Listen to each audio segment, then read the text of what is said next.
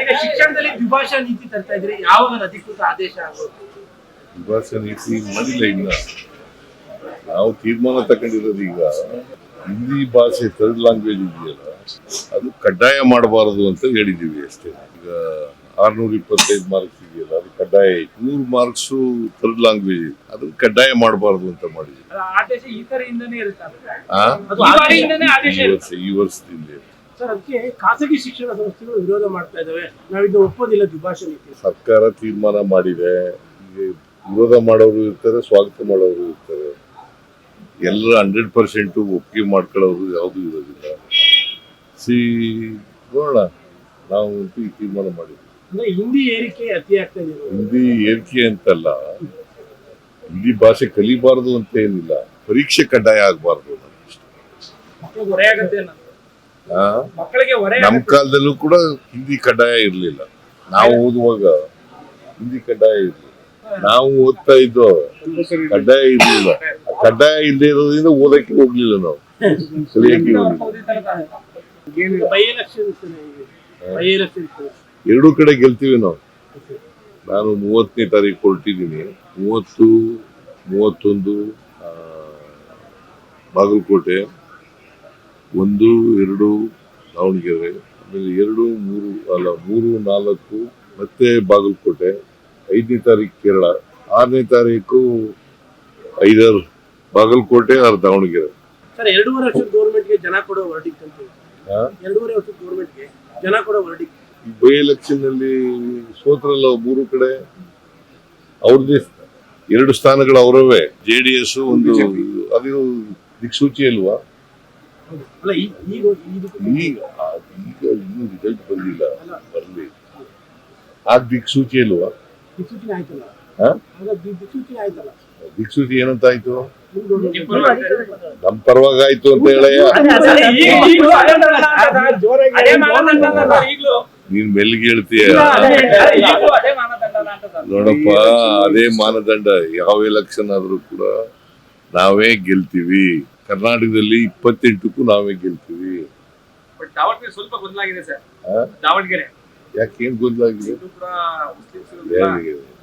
ಶಮನ ಆಗಿದೆ. ಯಾರು ಅಧಿಕೃತ ಕಾಂಗ್ರೆಸ್ ನಲ್ಲಿ ಇದ್ದವರು ನಿಂತಿದ್ದಲ್ಲ, ಅವ್ರು ರಿಟೈರ್ಡ್ ಆಗಿದ್ದಾರೆ. ಸಿಎಂ ಸ್ಥಾನದ ವಿಚಾರದ ಚರ್ಚೆಗೂ ಇದು ತೆರೆ ಬಿಟ್ಬಿಡುತ್ತಾ ರಿಸಲ್ಟ್? ಸಿಎಂ ಸ್ಥಾನದ ಇದಕ್ಕೂ ಸಂಬಂಧ ಏನೇ ಇಲ್ಲ, ಅದಕ್ಕೂ ಇದಕ್ಕೂ ಸಂಬಂಧನೇ. ಸೆಷನ್ ಹೇಳಿದ್ರಲ್ಲ ಸರ್, ಇದು ಹೈಕಮಾಂಡ್ ಅನುಮತಿ ಕೊಟ್ರೆ 2 ಬಜೆಟ್ ನಾ ಮಾಡ್ತೀನಿ ಅಂತ ಸರ್. ಅನುಮತಿ ಕೊಟ್ಟಾಗ ಅನುಮತಿ ಕೊಟ್ಲಿ, ನೋಡೋಣ. ಈಗ ನಮ್ದು ಹೈಕಮಾಂಡ್ ಪಾರ್ಟಿ ಏನ್ ಹೇಳ್ತದೆ, ಹೈಕಮಾಂಡ್ ಅವ್ರು ಏನ್ ಹೇಳ್ತಾರೆ ಕೇಳಿ. ಈ ಫಲಿತಾಂಶಕ್ಕೆ ಸಂಬಂಧ ಇರಲ್ಲ ಸರ್. ಈಗ ಮೈಸೂರಲ್ಲಿ ದೊಡ್ಡ ಮಟ್ಟದ ಒಂದು ಡ್ರಗ್ಸ್ ಜಾಲನ ಇವತ್ತು ನಿನ್ನೆ ಹಿಡಿದಿದ್ದಾರೆ. ಮೈಸೂರಲ್ಲಿ ಡ್ರಗ್ಸ್ ಬಹಳ ದೊಡ್ಡ ಮಟ್ಟದಲ್ಲಿ ಇದಾಗ್ತಾ ಇದೆ ಸರ್, ಎಲ್ಲ ಕಡೆ ಸಿಗ್ತಾ ಇರುವಂತದ್ದು. ನಾವು ಮುಂಬೈನ ಲಿಂಕ್ ಇದೆ. ಡ್ರಗ್ಸ್ ಮಾಫಿಯಾ ವಿರುದ್ಧ ಹೋರಾಟ ಮಾಡ್ತಾ ಇದ್ದೀವಿ. ಡ್ರಗ್ಸ್ ಮುಕ್ತ ರಾಜ್ಯ ಮಾಡಬೇಕು ಅಂತಕ್ಕಂಥದ್ದು ನಮ್ಮ ಉದ್ದೇಶ. ಆ ದಿಕ್ಕಿನಲ್ಲಿ ಪ್ರಯತ್ನಗಳನ್ನು ಮಾಡ್ತಾ ಇದ್ದೀವಿ. ಪೊಲೀಸ್ನವರು ಮಾಡಿದ್ದಾರೆ, ನಾನು ನೋಡಿಲ್ಲ ಇನ್ನ. ಈಗ ಹೇಳಿದ್ರು ಪತ್ರಿಕೆಯಲ್ಲಿ ನೋಡಿದ್ರೆ, ಈಗ ಹೇಳಿದ್ರು. ನಾನು ಡೀಟೇಲ್ಸ್ ತಿಳ್ಕೊತೀನಿ. ಬಟ್ ಆತಂಕ ಅಂದ್ರೆ ಮುಂಬೈದು ಲಿಂಕ್ ಇದೆ, ಮೈಸೂರಿಗೆ ಅಷ್ಟೊಂದು ಸೇಫ್ ದೂರ ಆಗ್ಬಿಟ್ಟಿದೆ. ಎಲ್ಲಾರು ಲಿಂಕ್ ಇರ್ಲಿ, ತನಿಖೆ ಮಾಡಿ ತಪ್ಪಿತಸ್ಥರಿಗೆ ಶಿಕ್ಷೆ ಕೊಡ್ತಕ್ಕಂಥ ಕೆಲಸನ ಮಾಡ್ತೀವಿ. ಸಿಟಿ ಒಳಗಡೆ ಸಿಗ್ನಲ್ ಲೈಟ್ಗಳು ಜಾಸ್ತಿ ಆಗಿದೆ ಅಂತ ಪಬ್ಲಿಕ್ ಕಂಪ್ಲೇಂಟ್ಸ್ ಇದೆ, ಮತ್ತು PAL ಕೂಡ ಆಗ್ತಾ ಇದ್ದಾರೆ, ಅವೈಜ್ಞಾನಿಕವಾಗಿ ಆಗ್ತಾ ಇದ್ದಾರೆ ಮೈಸೂರಲ್ಲಿ. ಅದರಲ್ಲೂ ಕೂಡ ಪೊಲೀಸ್ ಅವ್ರಿಗೆ RTI ಅರ್ಜಿ ಹಾಕಿದ್ರೆ ನಮ್ಗೆ ಮಾಹಿತಿನೇ ಇಲ್ಲ ಅಂತ ಪೊಲೀಸ್ ಅವರು ರಿಪ್ಲೈನು ಸಹ ಕೊಟ್ಟಿದ್ದಾರೆ ಸರ್. ಯಾರು ಹೊಡೆದಿನೂ ಗೊತ್ತಿಲ್ಲ, ಎಲ್ಲೆಲ್ಲ ಹಾಕಿದ್ದಾರೆ ಗೊತ್ತಿಲ್ಲ ಅಂತ ರಿಪ್ಲೈನು ಕೂಡ ಹಾಕಿದ್ದಾರೆ. ಯಾಕೆ ಸಿಗ್ನಲ್ ಲೈಟ್ಗಳು ಹಾಕಿದ್ರೆ, ಯಾಕೆ ಟ್ರಾಫಿಕ್ ಸುಧಾರಣೆ ಆಗ್ಲಿ ಅನ್ನೋ ಕಾರಣಕ್ಕೋಸ್ಕರ. ಹೆಜ್ಜೆಗೂ ಹಾಕಕ್ಕಾಗಲ್ಲ. ನಾಳೆ ಬೆಳಿಗ್ಗೆ ತೊಂದರೆ ಆಗಿದೆಯಾ? ನನಗೆಲ್ಲ ಪಬ್ಲಿಕ್ ತೊಂದರೆ ಆಗಿದೆ. ಅಲ್ಲಪ್ಪ, ಪಬ್ಲಿಕ್ ಅಲ್ವೇನೆ ಗೊತ್ತಿಲ್ಲ, ನನಗೆ ಕೇಳ್ತೀನಿ. ನೋಡಿದ್ರೆ ನಾನು ನೋಡ್ಕೊಂಡ್ ಬಂದೆ. ಈಗ ಎಲ್ಲ ನೋಡ್ಕೊಂಡ್ ಬಂದ್ರೆ ರೆಗ್ಯುಲೇಟ್ ಟ್ರಾಫಿಕ್ ಆ ಕಂಟಿನ್ಯೂ ಮೊದಲೇ ಹೆಂಗಿತ್ತು ಟ್ರಾಫಿಕ್ಕು ಹೆಂಗಿದೆ ಅವು ಇಂಡಿಸಿಪ್ಲಿನ್ ಇರೆಗ್ಯುಲರ್ ಅದೆಲ್ಲ ಬ್ರೀಫ್ ಮಾಡಿದ್ರು. ನಾನೇ ಹೋಗಿದ್ದೆ ಬೆಳಗ್ಗೆಯಿಂದ.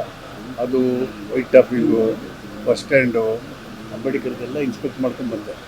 ಬಟ್ ಅದು ಸೈಂಟಿಫಿಕ್ ಆಗಿ ಆಕ್ಸಿಡೆಂಟ್ಗಳನ್ನ ಅನವಶ್ಯಕ ಟ್ರಾಫಿಕ್ ವೈಲೇಷನ್ನ ಪ್ರಿವೆಂಟ್ ಮಾಡುತ್ತೆ. ಇನ್ಕನ್ವೀನಿಯನ್ಸ್ ಆಗಿದ್ರೆ ಇನ್ನೊಂದು ಸರಿ ವೆರಿಫೈ ಮಾಡಿ ಆ ಥರದ ಸ್ಪಾಟ್ಗಳಿದ್ರೆ ವಿಲ್ ರೀ ಎಕ್ಸಾಮೈನ್.